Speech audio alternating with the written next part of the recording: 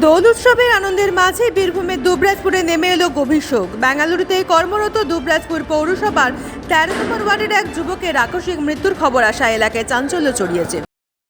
হঠাৎ সকালবেলায় ফোন আসে, রাত্রিবেলা নাইট ডিউটি করেছে, নিয়ে মেসের মধ্যে 4 জন থাকতো, ছেলেকে নিয়ে 4 জন। তো এবার সকালে ফোন করছে ওইখান থেকে যে ওর সেন্স নেই, হাসপাতালে নিয়ে গেছে। হাসপাতাল থেকে খবর আসছে যে মারা গিয়েছে। মৃত যুবকের নাম গৌর সুন্দর হাজরা, বয়স 38 বছর। তিনি দুবরাজপুরের বাসিন্দা শ্যামল হাজরার পুত্র। এদিন দুপুরে মৃতদেহ আনতে মৃতের বাবা সহ 3 জন ব্যাঙ্গালোরের উদ্দেশ্যে রওনা দিয়েছেন। মৃতের বাবা শ্যামল হাজরা জানান, আমার ছেলে গৌর সুন্দর দীর্ঘদিন ধরেই ব্যাঙ্গালোরের একটি বেসরকারি সংস্থায় সিকিউরিটি গার্ডের কাজ করত। আজ সকালে তার সহকর্মীরা তাকে ডিউটিতে যাওয়ার জন্য ডাকতে গেলে দেখে সে অচৈতন্য অবস্থায় পড়ে আছে। দ্রুত তাকে স্থানীয় হাসপাতালে নিয়ে যাওয়া হলে চিকিৎসকরা তাকে মৃত বলে ঘোষণা করেন। এই খবর দুবরাজপুরে পৌঁছানো মাত্রই শোকের ছায়া নেমে আসে। খবর পেয়েই ঘটনাস্থলে উপস্থিত হন দুবরাজপুর পৌরসভার পৌরপ্রধান পীযূষ পাণ্ডে, প্রাক্তন বিধায়ক নরেশ চন্দ্র বাহুরি সহ স্থানীয় বিশিষ্ট ব্যক্তিবর্গ।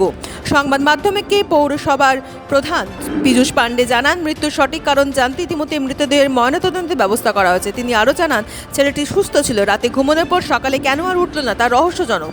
ময়নাতদন্তের রিপোর্ট এলে এই বিষয়টি পরিষ্কার হবে। মৃত যুবকের পরিবারকে সহায়তার জন্য এবং মরদেহ বাড়িতে ফিরিয়ে আনার জন্য এলাকার কয়েকজন বেঙ্গালুরুতে পাঠানো হয়েছে। সে ব্যাঙ্গালোরে একটা প্রাইভেট কোম্পানিতে কাজ করতো এবং দীর্ঘদিন থেকে সে কাজ করতো, কিন্তু সকালে তার বাবার কাছে খবর আসে সে হঠাৎ মারা গেছে। সকালে তার যারা রুমমেট তারা ওকে উঠাতে গেছে ডিউটি যাওয়ার জন্য, তখন দেখছে সে আর নেই।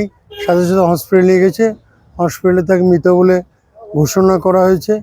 এই মুহূর্তে তার বাবা এবং আরও দুজনকে পাঠানো হলো ডিটেলসটা জিনিসটা কি হয়েছিল জানার, এবং পাশাপাশি ডেড বডি নিয়ে আসার জন্য দুবরাজপুরে।